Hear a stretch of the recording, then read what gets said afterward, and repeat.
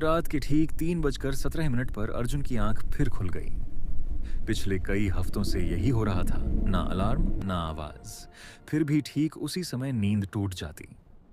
उसने पहले इसे संयोग समझा, फिर आदत, लेकिन उस रात कुछ अलग था। कमरे में अजीब सा दबाव था, जैसे हवा भारी हो गई हो। उसने करवट बदली तो देखा, अलमारी का दरवाजा आधा खुला है। वह हमेशा सोने से पहले उसे बंद करता था।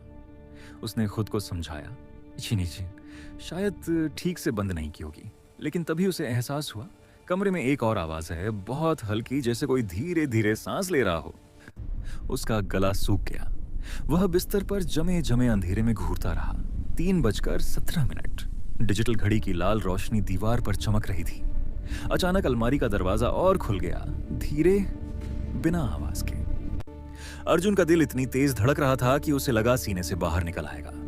उसने हिम्मत करके मोबाइल उठाया, फ्लैश ऑन किया और रोशनी सीधी अलमारी के अंदर डाली। अंदर सिर्फ एक लंबा दर्पण रखा था, वही जो उसने कुछ दिन पहले खरीदा था। लेकिन समस्या ये थी कि दर्पण में जो परछाई दिख रही थी वो उसके हिलने से नहीं हिल रही थी। वह स्थिर खड़ी थी और मुस्कुरा रही थी। अर्जुन पीछे हट गया। फ्लैश टिमटिमाई। दर्पण की परछाई ने धीरे से सिर झुकाया, जैसे उसे पहचान रही हो। उसी पल कमरे की लाइट अपने आप जल उठी। अब दर्पण साफ दिख रहा था और उसमें वही चेहरा था, लेकिन ज्यादा थका हुआ, ज्यादा टूटा हुआ, जैसे कई साल बाद का अर्जुन।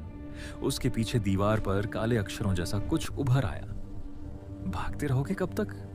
अर्जुन चीखना चाहता था पर आवाज नहीं निकली। अगले ही पल सब सामान्य हो गया। अलमारी बंद, लाइट बंद। घड़ी 3:18 दिखा रही थी। वह पसीने में भीगा बैठा रहा, समझ नहीं पा रहा था कि सपना था या कुछ और, लेकिन सच्चाई उससे भी ज्यादा खतरनाक थी। पिछले 6 महीनों से वह अपनी जिंदगी से भाग रहा था। अधूरे लक्ष्य, टाले हुए काम, टूटी हुई डिसिप्लिन, हर रात का प्रोक्रास्टिनेशन। हर 3:17 पर उसका दिमाग उसे जगा रहा था, याद दिलाने की उसका भविष्य उसे देख रहा है। वह दर्पण कोई भूत नहीं था, वह उसका वही रूप था जो वह बन जाएगा अगर आज भी नहीं बदला। असली डर अंधेरे में नहीं था, असली डर उस इंसान में था, धीरे धीरे उसके अंदर बन रहा था। और सबसे खतरनाक बात, वो परछाई अभी भी इंतजार कर रही है कि आज रात 3:17 पर तुम जागोगे या फिर हमेशा के लिए सोए रहोगे।